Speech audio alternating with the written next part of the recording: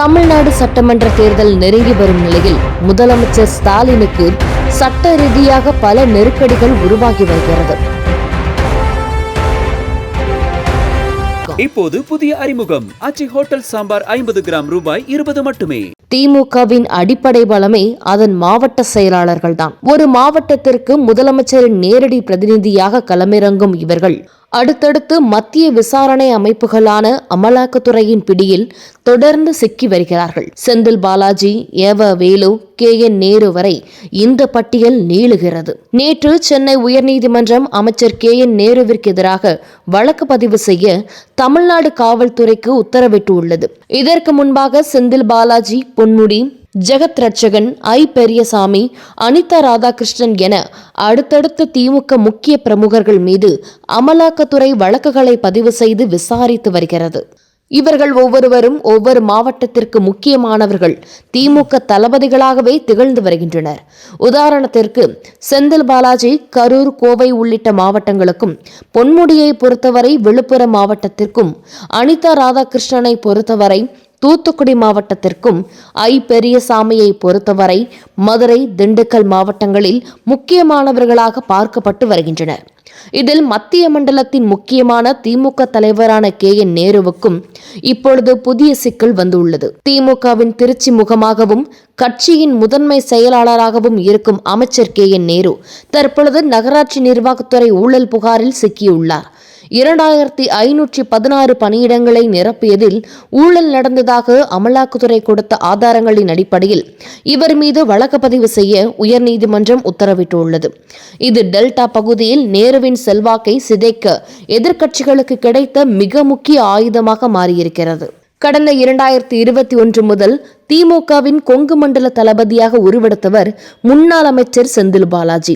அதிமுகவின் கோட்டையாக கருதப்பட்ட கோவையில் உள்ளாட்சி தேர்தலில் வெற்றி பெற செய்த இவருக்கு பரிசாக திமுக தலைமைக்கு நெருக்கமானவர்களில் ஒருவராக மாறினார். ஆனால் அதிமுக ஆட்சி காலத்தில் அமைச்சராக இருந்த பொழுது போக்குவரத்து துறையில் வேலைக்கு பணம் வாங்கினார் என்ற குற்றச்சாட்டின் அடிப்படையில் 2023 ஆண்டு ஜூன் மாதத்தில் அமலாக்கத்துறை இவரை அதிரடியாக கைது செய்து 471 நாட்கள் சிறையில் வைத்திருந்தது. இது திமுகவின் 2024 நாடாளுமன்ற தேர்தலில் கொங்கு மண்டல வியூகத்தில் சிறிய தேக்கத்தை ஏற்படுத்தியது. தற்பொழுது ஜாமீனில் வெளிவந்தாலும் அமைச்சராக நீடிக்க முடியவில்லை.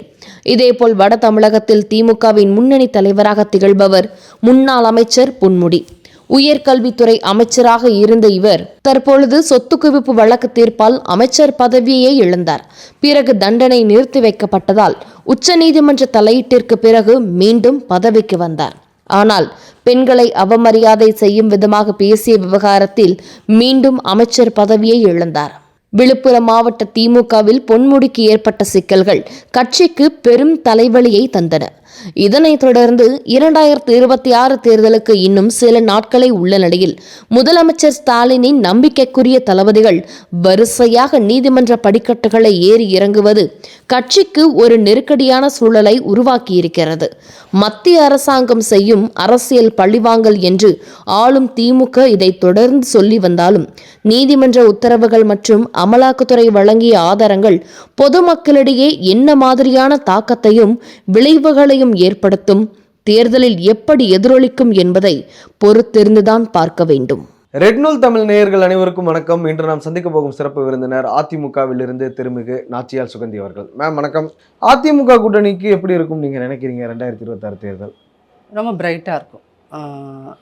ஏன் பிரைட்டாக இருக்கும் அப்படின்னீங்கன்னா, கூட்டணிக்குள்ளே இன்றைக்கி நீ பெரிய ஆளா நான் பெரிய ஆளான்னு இன்றைக்கி திமுகவுக்கும் காங்கிரஸுக்கும் போயிட்டுருக்க மாதிரியான சண்டைகள் ஃபர்ஸ்ட் ஆஃப் ஆல் அதிமுகவில் இல்லை, அதிமுக கூட்டணியில் இல்லை.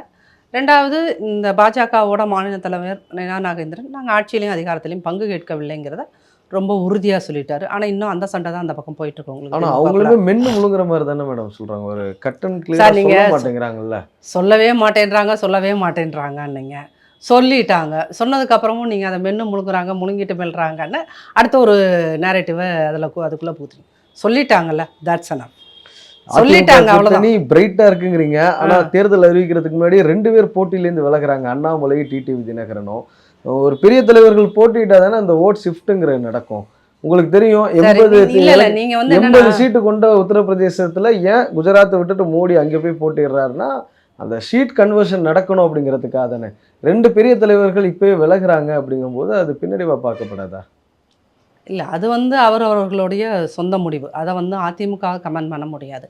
தென் பர்சனலாக நான் நாச்சியால் சுகந்திங்கிற ஒரு இண்டிவிஜுவல், நாச்சியால் சுகந்திங்கிற ஒரு ஜேர்னலிஸ்ட், நான் வந்து அண்ணாமலை அவர்களையெல்லாம் வந்து ஒரு பெரிய தலைவராக கன்சிடர் பண்ணலை. என்ன வேணும் பெரிய தலைவராலாம் நான் அதை கன்சிடர் பண்ணல.